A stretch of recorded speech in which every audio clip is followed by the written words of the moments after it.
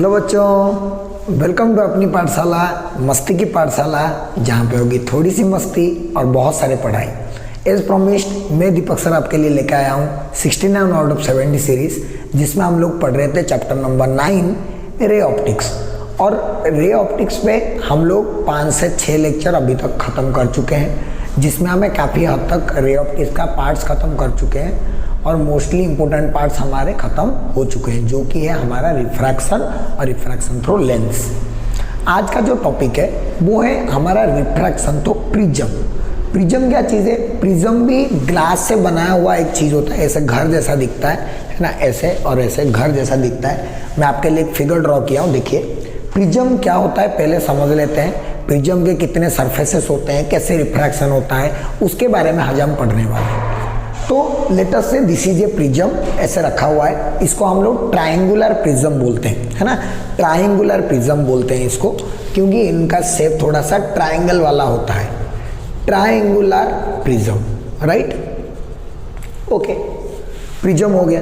अब इस प्रिज्म के ऊपर इधर से सपोज लाइट रे जाके ऐसे गिरेगा और इधर से सपोज लाइट रे ऐसे निकलेगा। This is the incident ray and this is the emergent ray, right? This is the incident ray and this is the emergent ray।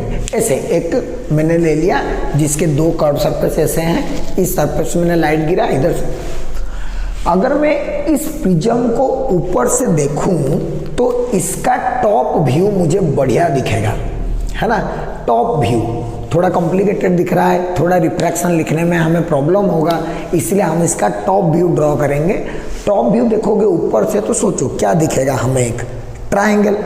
क्या दिखेगा? एक triangle.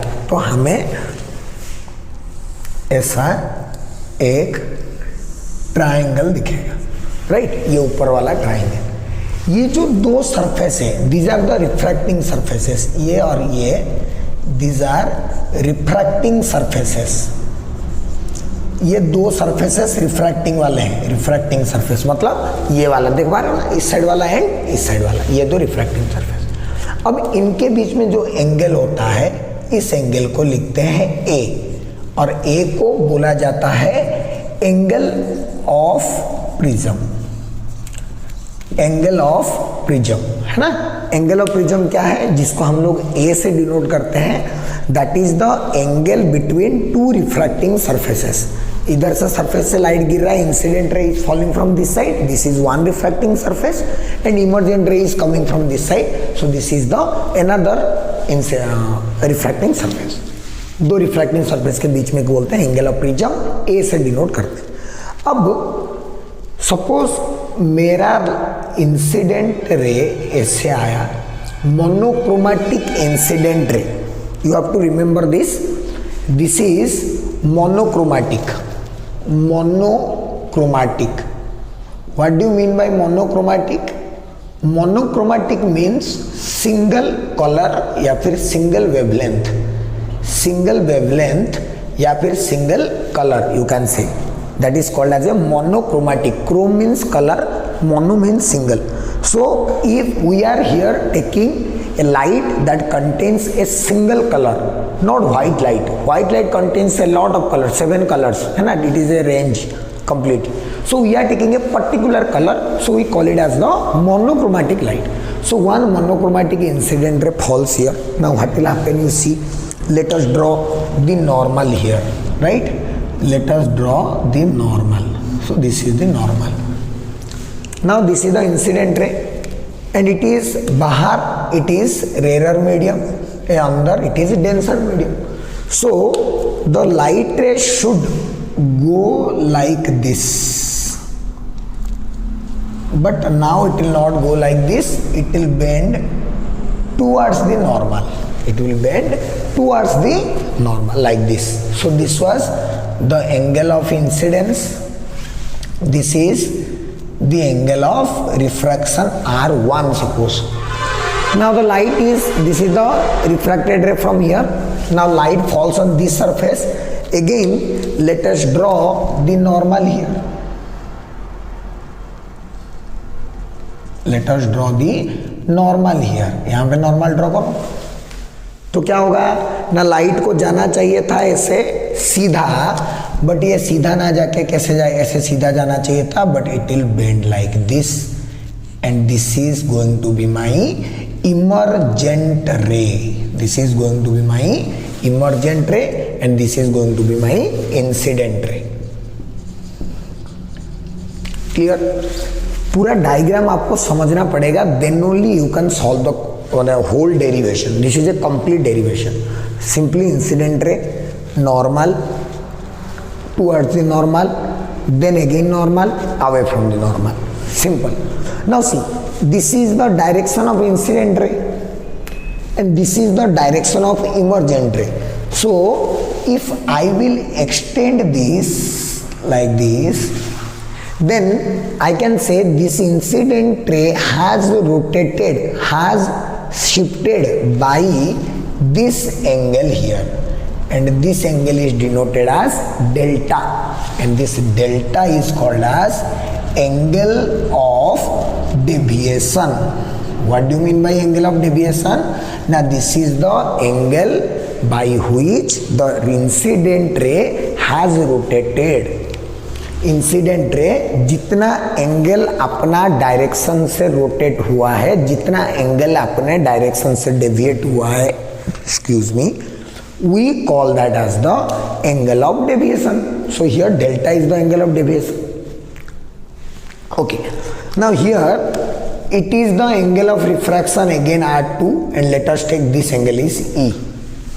Alright, now let us name the things. Suppose this is P, this is Q, this is capital R, and this point is, suppose this is A, S, right? Suppose this is the situation right now. You have to understand this geometry very carefully, right? You look at the triangle here,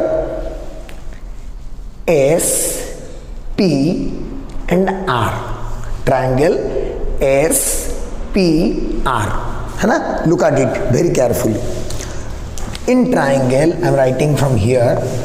In triangle S, P, R, I am marking it S, P, R. मतलब this and this, बीच वाला triangle. Alright, this one. Angle, this delta is the external angle. Delta is the external angle, right? बाहर है. And external angle क्या होता है ना, sum of two internal angles distance वाले. So this plus this, angle P plus, or you can write as angle SPR plus angle SRP. This is according to the external angle theorem, that कोई भी triangle का external angle becomes the sum of two internal angles, ये और ये, right? यहाँ पे समझ में आ गया. अब SPR और SRP का वैल्यू ढूंढते हैं. ठीक है, देखते हैं. SPR, if you look carefully, this angle is I, so this whole angle becomes I. This is R1, so this angle becomes I minus R1 plus angle SRP. If this is E, this whole angle becomes E and it is R2, so this small angle becomes E minus R2. So what we got? Delta is I plus E minus R1 plus R2. You can see this is the formula for angle of deviation. खत्म नहीं हुआ है अभी, और भी करना है. कैसे करना है देखते हैं. यहाँ तक क्लैरिटी आ गया आपको. एक्सटर्नल एंगल लगाया पहले, जो अननोन एंगल्स आए उन अननोन एंगल्स का वैल्यू निकाला. लेकिन उसमें से एक दिक्कत था हमें कि R1 और R2 आ रहे थे. R1 R2 हम लोग कैसे निकालेंगे देखें ध्यान से. ये पूरा quadrilateral A P Q R है ना. इन quadrilateral A P Q R, ध्यान से देखें, A P Q R, ये तो नॉर्मल है ना दोनों. तो ये पूरा एंगल कितना हो गया 90, ये पूरा एंगल कितना हो गया 90। Angle P plus angle R equal to 90 plus 90 that is 180, है कि नहीं। देयरफॉर अगर ये दोनों एंगल मिलके 180 हो गया, चारों मिलके कितना होना चाहिए था 360। Therefore angle A plus angle Q equal to 360 minus 180 that is 180। A plus Q, see A plus Q, this A plus Q becomes 180. Now A plus Q is 180 and in triangle PQR, PQR नीचे वाला triangle R1 plus R2 plus Q equal to 180. Suppose this is equation 1, suppose this is equation 2. From equation 1 and 2, see here it is A and here it is R1 plus R2. बाकी यहाँ Q तो यहाँ Q, यहाँ 180 180, तो क्या होगा therefore from 1 and 2 R1 plus R2 equal to A. That is what we got. R1 plus R2 is equal to A. So let us put this value here. Put this value here. What we will get? We will get therefore delta equal to I plus E minus A. That is the formula for angle of deviation, and that is also the derivation for angle of deviation produced in a prism. Angle of deviation produced in a prism. You have to see the angle of deviation that is produced in a prism. What is a prism? समझ में आ गया। ऐसे दो faces होते हैं, एक triangular face होता है, दो रिफ्रैक्टिंग सरफेस, इस साइड वाला इस साइड वाला। मोनोक्रोमेटिक इंसिडेंट रे मतलब सिंगल लाइट कलर वाला लाइट डाल रहे हैं, पहले गया रिफ्रैक्शन फिर रिफ्रैक्शन फिर ज्योमेट्री लगाए, एक्सटर्नल एंगल थ्योरम। उसके बाद ये दोनों एंगल का वैल्यू ढूंढ लिए, उसके बाद R1 प्लस R2 आया, उस R1 प्लस R2 का वैल्यू यहाँ से फाइंड आउट किए। कैसे फाइंड आउट किए ना, पहले क्वाड्रिलेटरल लिए, क्वाड्रिलेटरल में ये 90 ये 90, तो ये A और Q मिलके कितने होंगे 90। उसके बाद देखें कि नीचे वाले ट्राइंगल में R1 प्लस R2 और Q मिलके भी 180, तो this 180 and this is 180 equate कर दिया, तो R1 प्लस R2 का वैल्यू क्या आ गया A, और हम लोगों को कैलकुलेशन हो गया। समझ में आ गया मेरे बच्चों, समझ में आ गया। ये डेरिवेशन इंपॉर्टेंट है और ये डेरिवेशन अभी यहाँ पे ख़त्म नहीं होगा, इसका डिस्कशन को थोड़ा आगे बढ़ाया जाएगा, लेकिन उससे पहले आप स्क्रीन को पॉज करें, समझ के खुद से एक बार ये डेरिवेशन कर ले कि डेल्टा का वैल्यू कितना आएगा, और आपको याद भी रहनी चाहिए कि क्या क्या स्टेप्स आते हैं, है ना, क्या क्या स्टेप्स आते हैं। एक्सटर्नल एंगल, उससे वैल्यू निकालो, R1 प्लस R2 का वैल्यू दो क्वाड्रिलेटरल और ट्राइंगल को 180 करके निकालो, उसमें से वैल्यू आएगा I plus E minus A। पूरा क्लैरिटी आ गया बच्चों, समझ में आ गया। डेल्टा का वैल्यू आ गया अभी। अब इस इतना ये डेरिवेशन हो गया, derivation for angle of deviation produced in A prism. पूरा अच्छे से अब स्क्रीन को पॉज कर अच्छे से लिख लो, फिर मैं आगे बताता हूँ इसको कहानी आगे कैसे बढ़ाया गया। लिखो, फटाफट लिख लो। चलो बच्चों, अब एंगल ऑफ डेविएशन का जब हम डेरिवेशन कर ही दिए हैं, तो उस एंगल ऑफ डेविएशन को देख के हमें कुछ अंदाजा हुआ।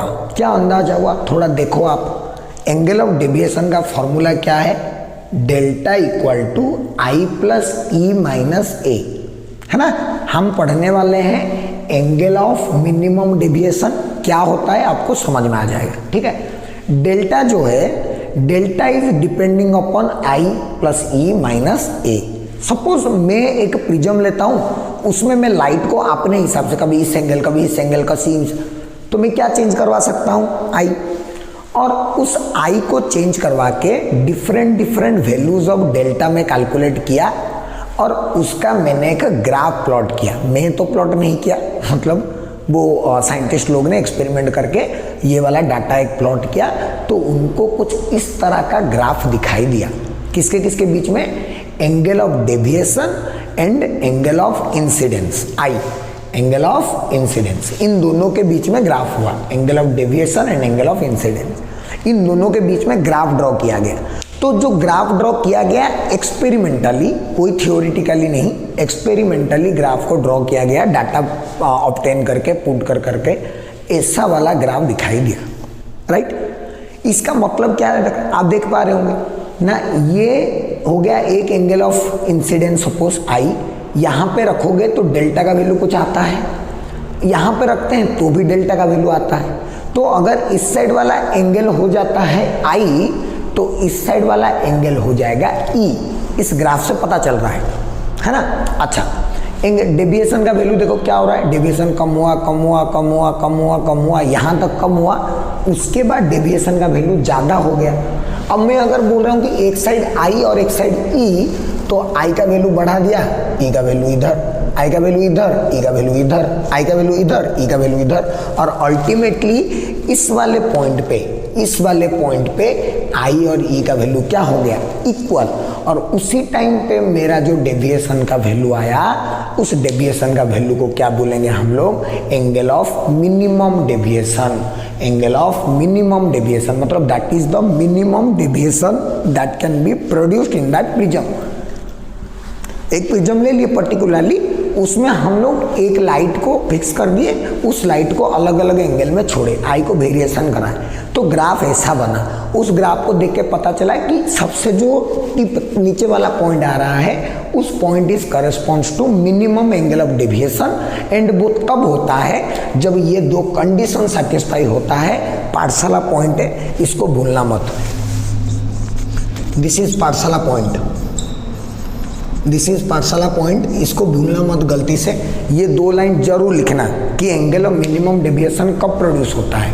पहला point, I equal to E हो जाता है, आई इक्वल टू ई अगर हो गया, बाहर के दोनों एंगल, इधर आई से उधर ई से, तो जो अंदर R1 और R2 दिखाई देंगे वो दोनों भी क्या होंगे, इक्वल। तो पहला point, angle of minimum deviation is produced when I equal to E and I equal to E हो गया, इसका मतलब है hence R1 equal to R2, और हम उसको R लिख देते हैं, ठीक है। दूसरा चीज, the ray inside the prism becomes parallel to the base. हम तो फिगर में वैसे भी ऑलमोस्ट पैरेलली ड्रॉ किए थे, बट जब angle of minimum deviation produce होता है, उस टाइम में रे डेफिनेटली पैरेलल होता है टू द बेस। ये आपको दो पाठशाला पॉइंट याद रखने पड़ेंगे। अगर एग्जाम में कभी पूछ लिया what are the condition for angle of minimum deviation, तो आपको दो लिखने पड़ेंगे, 2 मार्क्स मिल जाएंगे। समझ में आ गया? 2 मार्क्स का क्वेश्चन आएगा डायरेक्टली, ठीक। क्या एंगल ऑफ मिनिमम डेविएशन क्या होता है पता चला? दिस इज द मिनिमम और this is the lowest value of angle of deviation that can B produce. कैसे पता चला? ग्राफ से। कंडीशन क्या है? आई इक्वल टू ई, और आई इक्वल टू ई हुआ तो R1 इक्वल टू R2 अपने आप हो जाएगा। सेकेंड कंडीशन, द रे दैट इज इनसाइड, मतलब समझ रहे हो ना, जैसे ये प्रिज्म था तो ये वाला ray, this becomes parallel to the base, ये दोनों पैरेलल होना पड़ेगा, राइट, ऐसे होना पड़ेगा। ये दो कंडीशन है हमारे कौन से के ना, जब angle of minimum deviation produce होगा, राइट। अब थोड़ा इधर आ जा, थोड़ा इधर आ जा, देख ले। अभी मान लो कि at angle of minimum deviation, angle of minimum deviation delta M, delta का वैल्यू क्या था? आई प्लस ई माइनस ए, ऐसा था, आई प्लस ई माइनस ए। लेकिन आई इक्वल टू क्या है? ई, तो मैं यहाँ पे 2i माइनस ए लिखूँ, कोई प्रॉब्लम नहीं है। 2i माइनस ए लिखूँ, क्या प्रॉब्लम? कोई प्रॉब्लम नहीं। दिस इंप्लाइज आई का वैल्यू क्या आएगा? Delta M plus A by 2।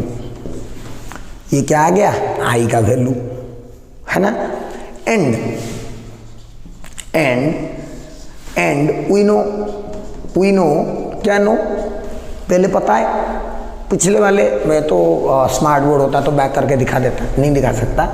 R1 plus R2 equal to क्या आया था? A, बट अभी R1 R2 तो इक्वल हो गए, तो 2R इक्वल टू A, क्यों?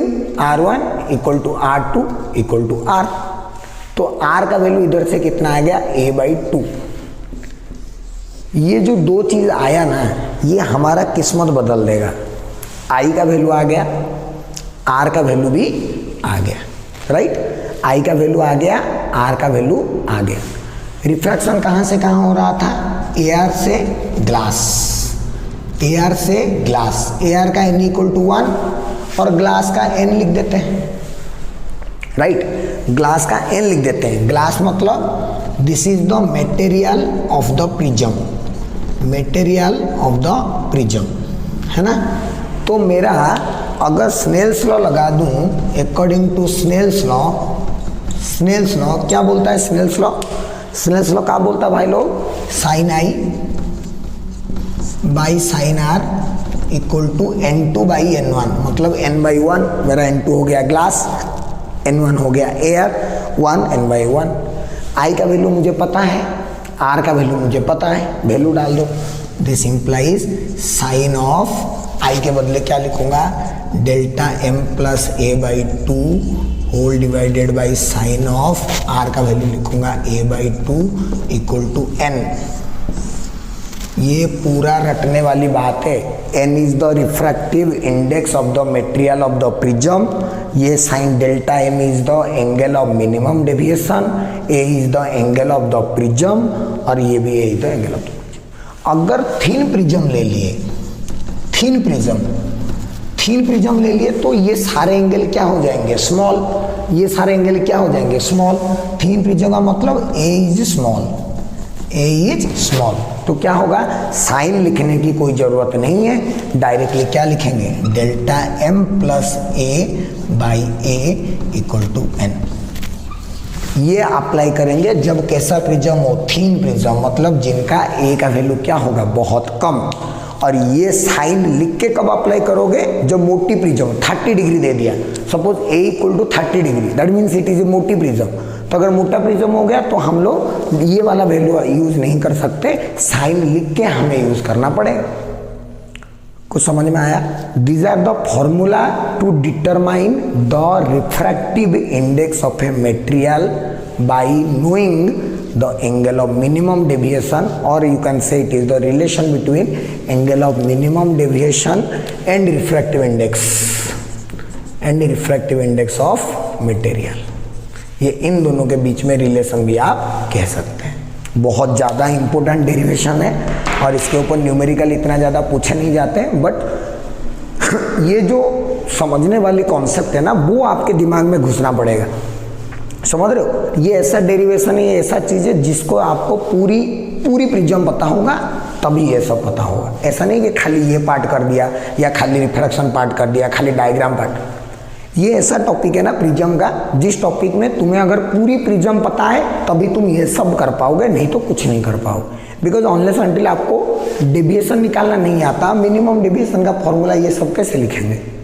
इसीलिए आपको ध्यान देना होगा कि पहले प्रिज्म में डेविएशन निकालने का फॉर्मूला का डेरिवेशन सीखेंगे, उस डेविएशन से ग्राफ प्लॉट करके मिनिमम डेविएशन का कंडीशन ढूंढेंगे, उस कंडीशन को पुट करके आई और आर का वैल्यू ढूंढेंगे, फिर स्नेल्स लॉ में पुट करके रिफ्रैक्टिव इंडेक्स के साथ कंपेयर करेंगे। ये होनी चाहिए स्ट्रैटेजी, ये होनी चाहिए आपकी पढ़ाई की तरीका, तब जाके कोई भी चीज़ आपसे छूटने वाला नहीं है। हर कोई चीज़ के आपके दिलो दिमाग में पूरी तरह से बस जाएगा, फिर आप दीपक सर को याद करते रहोगे। समझ में आ रहा है मेरी बात? रामलाल आज है नहीं, उसका तबीयत खराब है, बट आप एक काम करो, पूरा सुंदर सुंदर अक्षर से जैसे मैंने लिखा हूँ पूरी डेरिवेशन अच्छे से, मतलब अच्छे बच्चों की तरह कॉपी में उतार लो। फिर हम लोग आगे पढ़ते हैं और हम लोग पढ़ेंगे प्रिज्म के अंदर ही एक फेनोमेना है जिसको बोला जाता है डिस्पर्सन। क्या पढ़ेंगे? डिस्पर्सन। अब लिख लो फटाक से। तो चलो बच्चों नेक्स्ट टॉपिक शुरू करते हैं, और प्रिज्म के साथ ही रिलेटेड है ये टॉपिक कहीं ना कहीं हम, लेकिन पहले टॉपिक का नाम समझते हैं। नाम है dispersion of light. Dispersion, dispersion का मतलब होता है अलग हो जाना, अलग हो जाना। जैसे क्लास डिस्पर्स हो गया, सब अलग अलग होकर घर चले जाते हैं, है ना। डिस्पर्सन, डिस्पर्सन का मीनिंग होता है अलग अलग हो जाना। तो क्या लिखा हुआ है? द फेनोमेना ऑफ, एक मिनट, हाँ, the phenomena of splitting of light, white light, splitting of white light, मतलब मैं जब कभी भी कोई व्हाइट लाइट के बारे में बात करता हूँ that means it consist of a lot of different colours, क्योंकि सिंगल कलर होगा तो उसको स्पेसिफिकली लिखा जाएगा कि मोनोक्रोमैटिक लाइट है बोल के। जब मोनोक्रोमैटिक नहीं लिखा है, व्हाइट लाइट लिखा है, तब समझ जाना उसके अंदर बहुत सारे कलर्स हैं। तो जब भी व्हाइट कलर का लाइट का स्प्लिटिंग मतलब सेपरेट होना, इस प्रोसेस को बोला जाता है, क्या बोला जाता है? Dispersion of light on changing medium. मतलब लाइट जब एक मीडियम से दूसरे मीडियम को जाते हैं, सही समझे आप? अभी तक आपको ये बताया नहीं गया था कि अभी तक हम जो रिफ्रैक्शन में एक रे ड्रॉ कर रहे थे, जो भी ड्रॉ कर रहे थे वो इसीलिए ड्रॉ कर रहे थे क्योंकि हम सारे लाइट को कैसे मानते हैं? मोनोक्रोमैटिक। समझ में आया? अगर हम मोनोक्रोमैटिक नहीं मान के व्हाइट लाइट मान लिए तो इसका मतलब ये है कि उसके अंदर बहुत सारे कलर्स हैं और ड्यूरिंग चेंजिंग मीडियम, एक मीडियम से दूसरे मीडियम को जब भी जाएंगे बोलो तब उसमें क्या हो जाएगा? स्प्लिटिंग। समझ में आया? कैसे स्प्लिटिंग होता है, क्यों स्प्लिटिंग होता है, उसका हम लोग रीज़न समझते हैं। That is the cause of dispersion. तो डिस्पर्सन क्या है ना? व्हाइट कलर लाइट को जब चेंज कराओ मीडियम तो वो अपने अंदर के कॉन्स्टिट्यूएंट कलर को सेपरेट कर देता है। इस प्रोसेस को बोला जाता है डिस्पर्सन। सब बोले कि यार अभी तक तो रिफ्रैक्शन सही चल रहा था, ये डिस्पर्सन क्यों लेके आए, डिस्पर्सन क्यों हुआ, है ना? तो द कॉज ऑफ डिस्पर्सन क्या है, डिस्पर्सन होने का रीज़न क्या है, कॉज क्या है, कारण क्या है, उसके लिए आपको अच्छे से एक चीज़ समझना पड़ेगा, स्नेल्स लॉ का, जो बहुत पहले से स्टार्ट हुआ था। अगर स्नेल्स लॉ को आप लोग थोड़ा और अच्छे से समझेंगे तो sine I by sine R equal to होता है N2 बाई N1। जब N2 N1 का वैल्यू जानते हैं हम लोग C बाई V2 और C बाई V1, तो ये बन जाता है V1 बाई V2। और हम क्या बोलते हैं कि फ्रीक्वेंसी क्या रहता है? कांस्टेंट। फ्रीक्वेंसी कांस्टेंट मतलब V बाई लैम्बडा क्या रहता है? कांस्टेंट। तो therefore V1 by lambda 1 equal to V2 by lambda 2, right? This implies V1 by V2 equal to lambda 1 by lambda 2। तो फाइनली क्या पता चलता है? Therefore N2 by N1 equal to V1 by V2 equal to lambda 1 by lambda 2। उल्टा चल रहा है। Therefore N is proportional to 1 by lambda. ये चीज़ मैं आपको डायरेक्टली यहाँ पे लिखवाया हूँ as your Pathshala points. These are your Pathshala points कि कॉज ऑफ डिस्पर्सन क्या है ना। हमें पता है कि कॉज ऑफ डिस्पर्सन क्या है ना। अलग अलग वेवलेंथ लेने पर if we take different wavelengths of light then the refractive index of the medium also becomes different, right? In the same medium मैं क्या लिखा हूँ? The refractive index depends on the wavelength. Yes, it depends on the wavelength. अलग अलग wavelength के लिए refractive index अलग अलग, refractive index अलग अलग तो velocity भी अलग अलग। Therefore different colors have different speed in the same medium। पानी के अंदर ही रेड कलर लाइट का स्पीड अलग होगा, वायोलेट कलर का स्पीड अलग होगा। किसका ना? रिफ्रैक्टिव इंडेक्स का उल्टा। तो लैम्बडा का वैल्यू ज़्यादा रेड कलर के लिए, रेड कलर के लिए लैम्बडा का वैल्यू ज़्यादा तो रिफ्रैक्टिव इंडेक्स का वैल्यू कम, तो बेंडिंग भी क्या होगा? कम। इसीलिए रेड लाइट सबसे कम बेंड करता है और वायोलेट लाइट सबसे ज़्यादा बेंड करता है। ये एक बढ़िया चीज़ है जो आपको समझना चाहिए। तो सोच, अगर प्रिज्म के थ्रू ही रिफ्रैक्शन करवाओगे, इधर से ऐसे तुम लाइट डाल दिए, व्हाइट लाइट है ना, कौन सा लाइट डाल दिए? White light. तो इधर से ये डिस्पर्सन होकर जब ऐसे निकलेगा तो सबसे कम बेंड, देख सबसे कम बेंड कौन सा कलर होगा? Red colour. सबसे ज़्यादा बेंड कौन सा कलर होगा? Violet colour.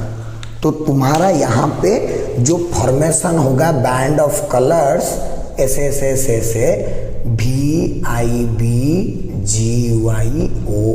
ऐसे ऊपर की तरफ वेवलेंथ इंक्रीज होके रहेगा।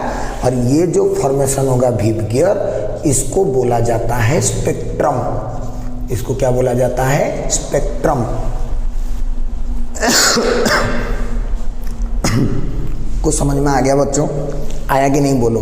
क्या क्या लिखा हूँ तीनों पॉइंट आप अच्छे से पढ़ो। पहला बात है कि रिफ्रैक्टिव इंडेक्स जो है वो भाई साहब वेवलेंथ पे डिपेंड करता है। अलग अलग वेवलेंथ अगर हो गया तो रिफ्रैक्टिव इंडेक्स सबके लिए अलग अलग। रिफ्रैक्टिव इंडेक्स अलग अलग मतलब स्पीड भी अलग अलग, तो बेंडिंग भी क्या होगा? अलग अलग। और ये कैसे डिपेंड करता है ना? उल्टा डिपेंड करता है, मतलब जिसका वेवलेंथ ज़्यादा होगा उसके लिए रिफ्रैक्टिव इंडेक्स कम होगा। रिफ्रैक्टिव इंडेक्स कम होगा तो स्पीड ज़्यादा होगा, स्पीड ज़्यादा होगा मतलब वो बेंड कम करेगा। And that is the reason कि रेड कलर कम बेंड करता है और वायलेट कलर ज़्यादा बेंड करता है। एंड इस तरह से स्पेक्ट्रम फॉर्मेशन होता है प्रिज्म में। बोल, पूरा समझ में आ गया? बहुत अच्छे से मजा आएगी नहीं बोलो? ये होता है तुम्हारा dispersion of light and cause of dispersion, कि क्यों होता है डिस्पर्सन। और ये न्यूटन साहब किए थे, उनको कैसे पता चला? वो इसमें एक उल्टा प्रिज्म रख दिए थे, वो फिर से मिलके व्हाइट कलर निकल गया था। ये सब कहानी है, ये सब के सब कहानी है और कुछ नहीं। इसको तुम लोग ऐड कर सकते हो। जो मेन चीज़ें इसमें अंदर सीखने वाली थी, डिस्पर्सन की डेफिनेशन, डिस्पर्सन की कॉज, और फॉर्मेशन होते टाइम कौन सा कलर ज़्यादा बेंड करता है, कौन सा कलर कम बेंड करता है, स्पेक्ट्रम कैसे फॉर्मेशन होता है। That is all the things you need to know about dispersion. बाकी कुछ इधर उधर की चीज़ें पढ़ने की कोई ज़रूरत नहीं है। समझ में आ गया बच्चों? मेरी बात मानो, बोर्ड के लिए आपको कोई परेशानी नहीं होगी। जितना यहाँ पे बताया जाएगा सिर्फ उतने ही आपके एग्जाम में आएंगे, आप लिख लेना, कोई दिक्कत नहीं होने वाला। बहुत अच्छे समझ में आ गया? जल्दी से उतार लो इसको, रीज़न को। और ये जिनको समझ में नहीं आता है कि ऐसा क्यों लिख दिया, ये उनके लिए है कहानी कि ऐसा कहाँ से आया, राइट? ये वाला पार्ट तो आप समझ जाओ। फिर हम लोग आगे बढ़ते हैं। इस डिस्पर्सन को हम लोग हमारे नेचर में कैसे यूज़ करते हैं उसको, और कैसे नेचर इसको यूज़ करता है हमें सुंदर सुंदर चीज़ें दिखाने के लिए, उसके बारे में हम पढ़ेंगे। सम नेचुरल फिनोमेना, जिसमें सबसे पहला आएगा रेनबो फॉर्मेशन। सबसे पहले क्या आएगा? Rainbow formation. अब फटाक से लिख लो, फिर हम लोग आगे बढ़ते हैं। तो चलो बच्चों, अगली टॉपिक पे हम लोग चलते हैं। तो अगला टॉपिक है वो है सम नेचुरल फिनोमेना। हमारा नेचर इतना सुंदर है, इतना अच्छा है कि हमें हमेशा वो ब्यूटीफुल चीज़ों से, सुंदर सुंदर चीज़ों से हमें सरप्राइज देता है ना? सबसे बढ़िया वाला जो सरप्राइज हमें हमेशा मिलता रहता है वो है हमारा रेनबो। रेनबो एक ऐसा चीज़ है जो कि दैट इज़, मतलब मुझे सबसे बड़ा अच्छा लगता है, मुझे बहुत ज़्यादा प्लीजिंग लगता है देख के। और रेनबो कैसे फॉर्मेशन होता है, क्यों फॉर्मेशन होता है, और ऐसा नहीं कि रेनबो फॉर्मेशन हुआ तो हर कोई उसको देख पाएगा। उसको देखने के लिए कैसे हम लोगों को पोजीशन में रहना पड़ेगा। हर बार क्या बारिश होता है तो दिन में सन तो रहता ही है, फिर रेनबो क्यों फॉर्मेशन नहीं होता? हर दिन फॉर्मेशन होना चाहिए था जब भी बारिश हुआ तो, बट ऐसा नहीं होता है क्योंकि रेनबो फॉर्मेशन होने के लिए कुछ कंडीशन सेटिस्फाई होने पड़ेंगे, तभी जाके रेनबो फॉर्मेशन होगा। और वो दो कंडीशन आपके लिए मैं लिख दिया हूँ बोर्ड के ऊपर। वो दो कंडीशंस क्या है ना? पहली बात, the sun should be present in the opposite horizon where it is raining. जहाँ पे बारिश हो रहा होगा, जैसे कि सपोज ईस्ट साइड में बारिश हो रहा है तो सन को कौन से साइड में होना पड़ेगा? वेस्ट साइड में। अगर वेस्ट साइड में बारिश हो रहा है तो सन को ईस्ट साइड में होना पड़ेगा। The sun has to be present on the horizon that is opposite to where it is raining. अगर एक ही साइड में बारिश भी पूरब में हो रहा है और सन भी पूरब में है, ईस्ट में है, तो फिर क्या आएगा? रेनबो दिखाई नहीं देगा। इसीलिए रेनबो फॉर्मेशन होने के लिए इंपॉर्टेंट कंडीशन है कि सन जहाँ पे रेन हो रहा है उसका ऑपोजिट हॉराइजन में प्रेजेंट होना पड़ेगा, पहली बात। दूसरा चीज़ कि मान लो कि सन दूसरे हॉराइजन में है, ऐसे सन पश्चिम में है और इधर बारिश हो गया, ठीक है? मान लो बोर्ड के साइड बारिश हुआ और इधर कैमरे के उस साइड सन है, ठीक है? अगर मुझे रेनबो को देखना है, मैं सन को देखने से मुझे रेनबो थोड़ी दिखाई देगा, सन से लाइट आ जाएगा। मुझे सन को बैक करके खड़ा होना पड़ेगा, तभी जाके मुझे क्या दिखाई देगा? रेनबो यहाँ पे दिखाई देगा। वही लिखा गया है, the observer should stand with his back towards the sun. Sun के तरफ ऑब्जर्वर अपना बैक दिखा के खड़ा होगा, देन ओनली उसको रेनबो ऑब्जर्व होगा, वरना उसको रेनबो ऑब्जर्व नहीं होगा। तो ये दो कंडीशन आपको लिखने पड़ेंगे एग्जाम में, पर्टिकुलरली जब रेनबो के फॉर्मेशन के बारे में बोला जाएगा, अगर आपको फुल मार्क्स चाहिए तो। हमारे रियलिटी में रेनबो दो टाइप के फॉर्मेशन होता है, एक होता है प्राइमरी रेनबो और एक होता है सेकेंडरी रेनबो। एक होता है प्राइमरी रेनबो और एक होता है सेकेंडरी। जो प्राइमरी रेनबो होता है वो प्राइमरी रेनबो थोड़ा सा प्रोमिनेंट होता है, प्रोमिनेंट और थोड़ा सा ब्राइट होता है ना। ब्राइट मतलब अच्छे से विजिबल होता है, मस्त से विजिबल होता है, थोड़ा सा ब्राइट होता है, मस्त दिखाई देता है। लेकिन सेकेंडरी रेनबो थोड़ा सा फेंट होता है ना, थोड़ा सा surrounds the primary rainbow, primer rainbow के चारों तरफ आता है, सराउंड्स द प्राइमरी रेनबो, है ना। ये सब काम है, तो मतलब तुम समझ लो ऐसे प्राइमरी रेनबो मतलब प्राइमरी तो सबसे मस्त वाला फॉर्मेशन वही होता है। तुम ऐसे कर सकते हो कभी कि तुम ना ऐसे मुंह में पानी ले लो और ऐसे करो, तो क्या होगा ना, तुम्हें पता चलेगा कि एक रेनबो जैसा यहाँ पे फॉर्मेशन हो रहा है, और जहाँ पे रेनबो फॉर्मेशन हो रहा है बीच में कलर्स मस्त दिख रहे होंगे और साइड में ऐसे फेड फेड दिख रहे होंगे। तो मस्त वाला जो दिखता है बीच में उसको क्या बोला जाता है, प्राइमरी रेनबो। और जो सेकेंडरी रेनबो है जो साइड में फेड वाला फॉर्मेशन होता है उसको बोला जाता है थोड़ा सा सेकेंडरी रेनबो। ये दोनों कैसे फॉर्मेशन होता है ना, सिंपल 3 स्टेप में।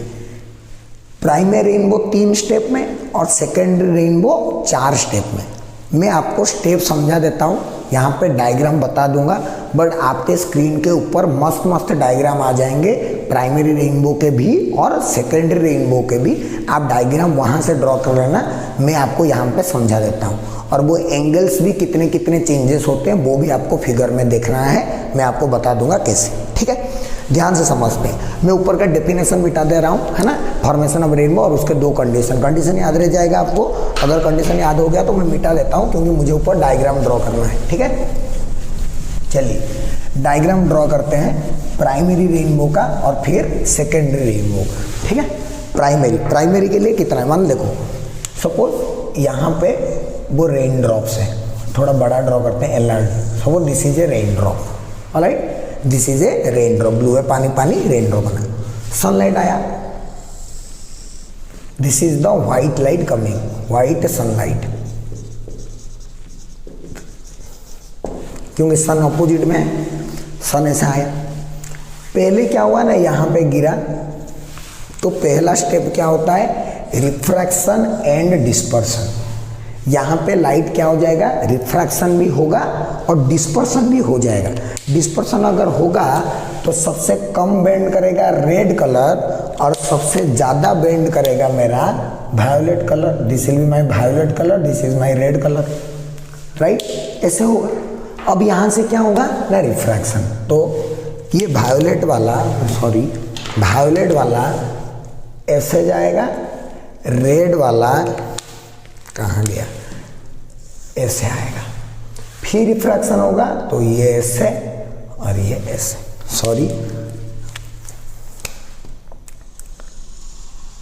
तो ये वायोलेट और ये रेड, ये मेरा प्राइमरी रेनबो मुझे यहाँ पे दिखाई देगा, जिसका ऊपर VIBGYOR इस तरह से मुझे मेरा प्राइमरी रेनबो दिखाई देगा।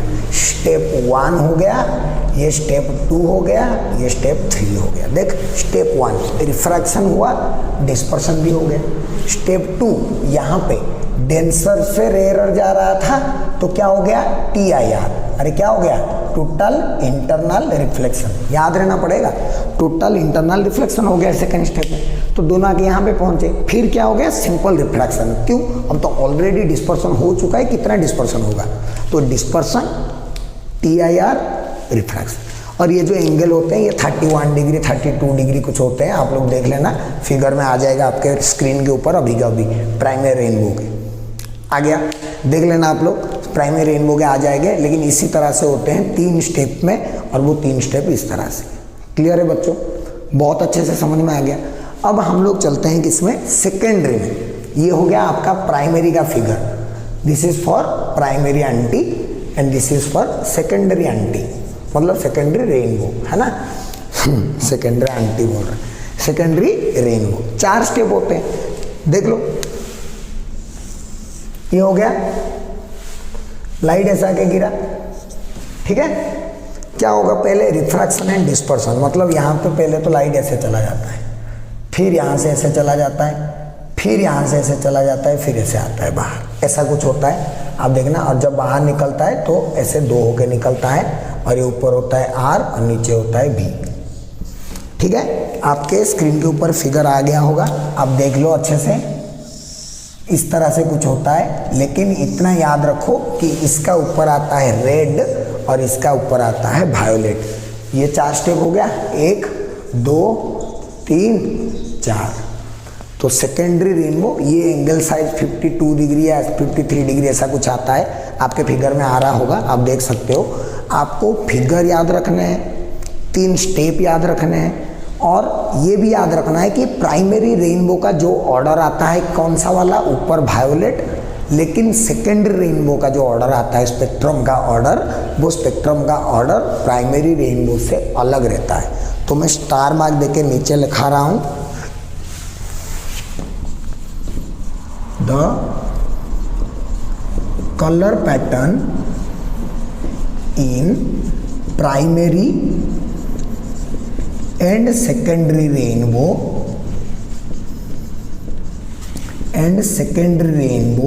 आर डिफरेंट, मतलब आर ऑपोजिट,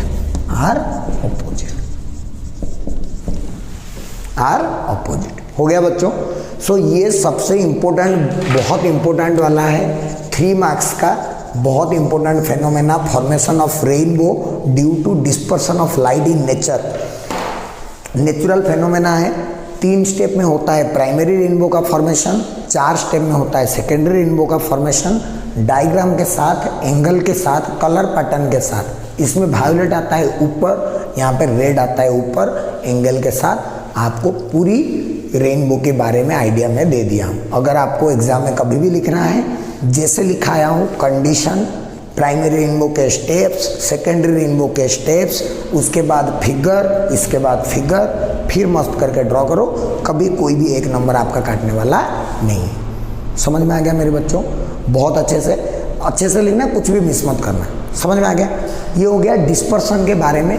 इस डिस्पर्सन की तरह और एक फेनोमेना है जिसको बोला जाता है स्कैटरिंग ऑफ लाइट, राइट? क्या बोला जाता है? स्कैटरिंग।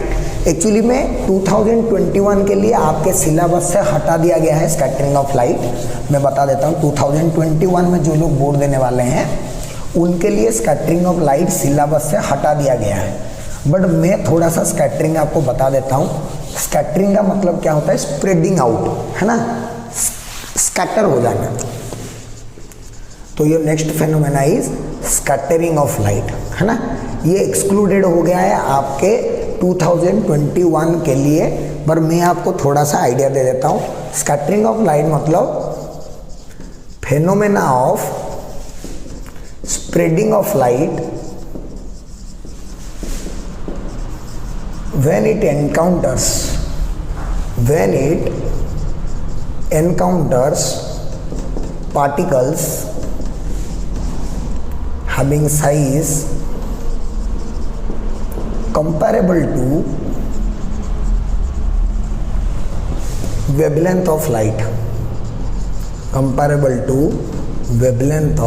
light, इसको बोलते हैं स्कैटरिंग ऑफ लाइट। जब भी लाइट कोई स्मॉल पार्टिकल को एनकाउंटर करता है, आके ऐसे व्हाइट लाइट आया, स्मॉल पार्टिकल को एनकाउंटर किया, छोटा सा, इतना स्मॉल कि उसका size comparable to wavelength of light होनी चाहिए। लाइट के वेवलेंथ के आसपास साइज वाले पार्टिकल को अगर कभी वो एनकाउंटर करेगा तो लाइट स्प्रेड हो जाता है, डिफरेंट कलर में स्प्रेड हो जाता है। उसी को क्या बोलते हैं हम लोग? Scattering of light. एक लॉ है, आपको पता होना पड़ेगा, Rayleigh's law of scattering, Rayleigh law of scattering.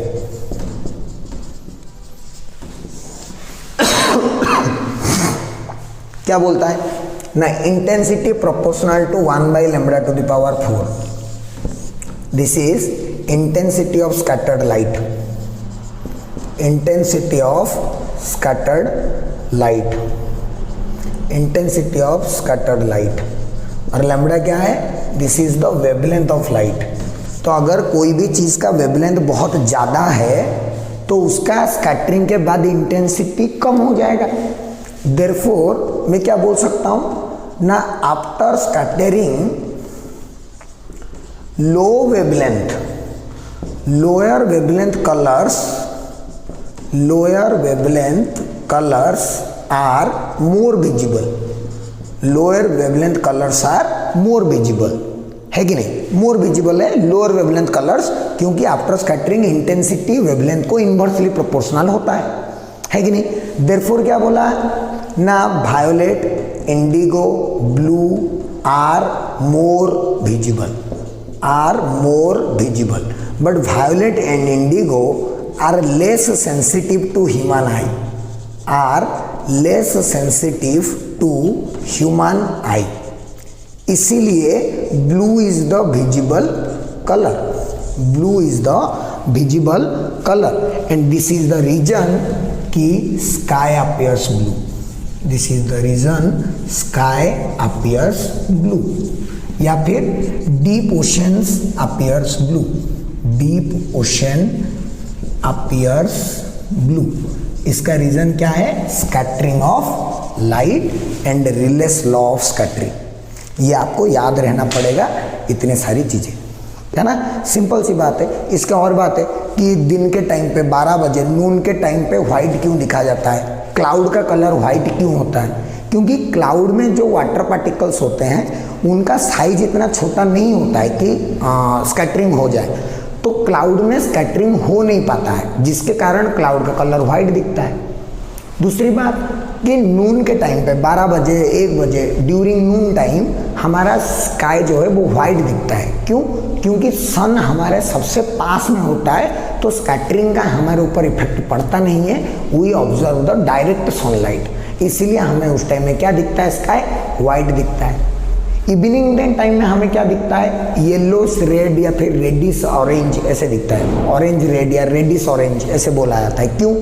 Because कि during sunrise and sunset the sun is present far away at the horizon. Horizon में होता है क्योंकि सबसे दूर वाला पोजीशन है, तो इतना दूर से ब्लू कलर हमें दिखाई नहीं देता है, हमें लॉन्ग वेवलेंथ वाले कलर दिखाई देते हैं। और लॉन्ग वेवलेंथ वाले कलर्स कौन है? Red and orange. इसीलिए during sunrise and sunset the sun appears reddish orange और ऑरेंजिश रेड। क्या क्या समझ में आ गया? Why sky appears blue, law of scattering, low wavelength अच्छा दिखेगा, लेकिन वायोलेट और indigo less sensitive to human eye, इसीलिए हमें दिखता है कौन सा वाला कलर? Blue colour. दूसरा बात, why colour of the cloud is white? Because in cloud the particle size is more, hence no scattering takes place, that is why color of the cloud is white. In during noon time the sky appears white. क्यों? Because the sun is so close that no scattering takes place, we observe the direct sunlight. फिर sunrise और sunset के time reddish orange या फिर orangish red. क्यों? Because during sunrise and sunset the sun is present at the horizon which is very far away, so at a larger distance only long wavelength colors are visible and red orange are the colors having the longest wavelength, that is why they are the colors visible. पूरा समझ में आ गया? ये पूरा आपका section optical जो फेनोमेनस of light है उस फेनोमेना के ऊपर आपके सारे लेक्चर खत्म हो गए। तो इसी के तहत हमारा डिस्पर्सन, स्कैटरिंग और प्रिज्म का लेक्चर यहीं पे समाप्त होता है। नेक्स्ट लेक्चर है हमारा last lecture, that is the optical instrument, जिसमें हमारा आएंगे simple microscope, compound microscope, telescope and astronomical telescope. तो अगले लेक्चर तक आप इसको ख़त्म करिए, इसको सारे पढ़ाई कर लीजिए, डेरिवेशन प्रैक्टिस कर लीजिए। नेक्स्ट लेक्चर के साथ मैं दीपक सर आपके साथ फिर से एक बार आ जाऊँगा लेके नेक्स्ट लेक्चर। तब तक घर पे रहिए, सेफ रहिए, खुश रहिए और पढ़ाई करते रहिए। Thank you so much.